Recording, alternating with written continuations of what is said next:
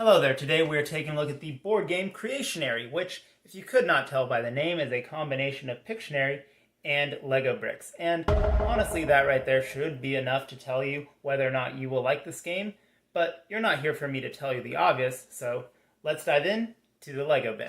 Alright, so let's go ahead and open it up. The first thing you will notice is that I have an expansion. Yes, this was one of the few Lego games that actually had an expansion pack, and that is a topic for another video, so we will set that aside. And you'll see that you only get one set of instructions. Most Lego games came with two because you needed one set of instructions to build the game and the other set to play the game.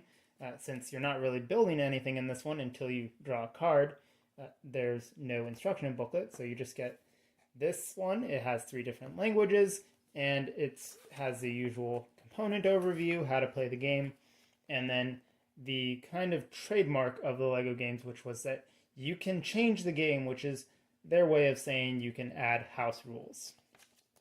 So there's that. You do get 2 minifigures. Well, I guess one's technically a micro figure.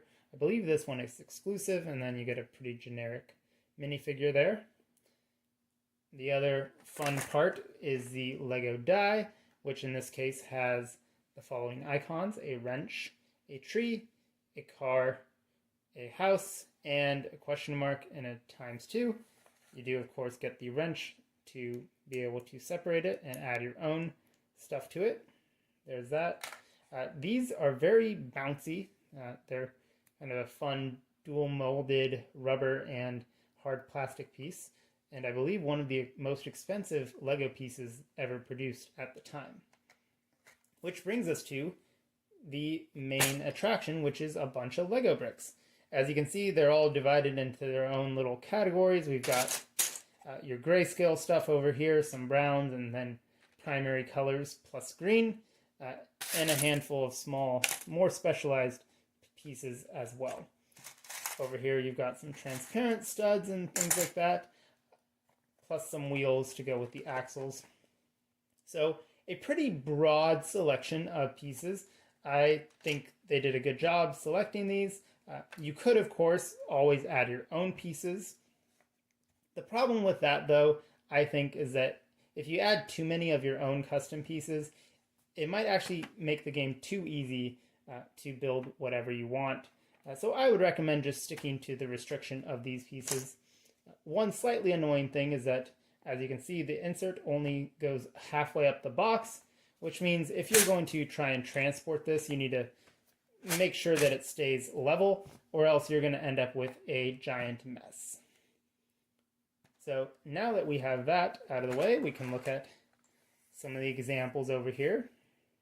I'm guessing this is a, what is that, a chicken, lawnmower, rhinoceros, apple, banana, tanker truck, drum set, drill, flower, dragonfly. Got a few more on the outside. That's pretty fun. Nice thing about these boxes is that they are reusable. So as you can see, they have a top and bottom, as one would expect from a typical board game, but it's pretty different if you're just used to seeing regular Lego boxes, which are intended to be popped open and then discarded. So let's go ahead and look at some sample cards. So here's an easy level card. They have 1, 2, or 3 question marks on the back.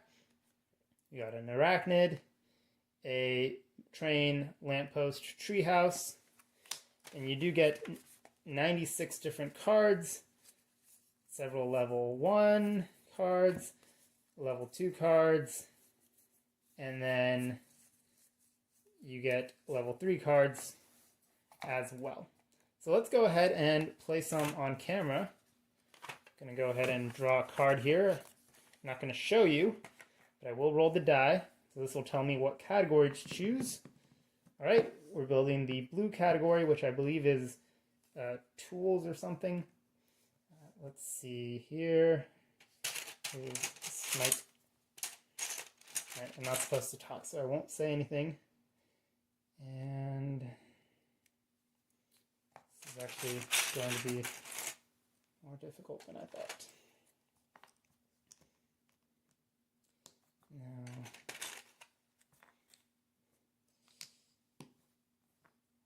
I could have cheated and just pre-selected something off camera, but we're doing it live. So this is going to be completely live. Oh, that might work. That might work. Okay, let's try this. I don't think this is working out how I expected it.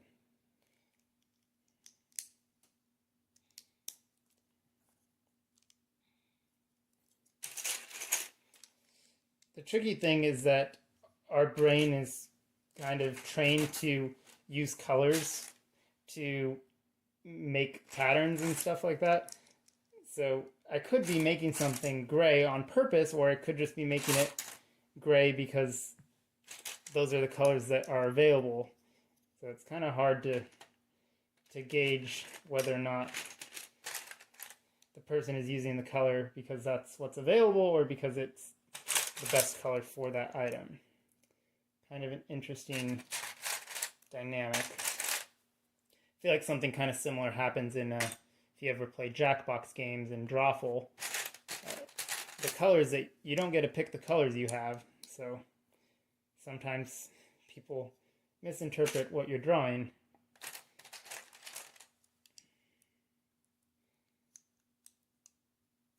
Oh dear.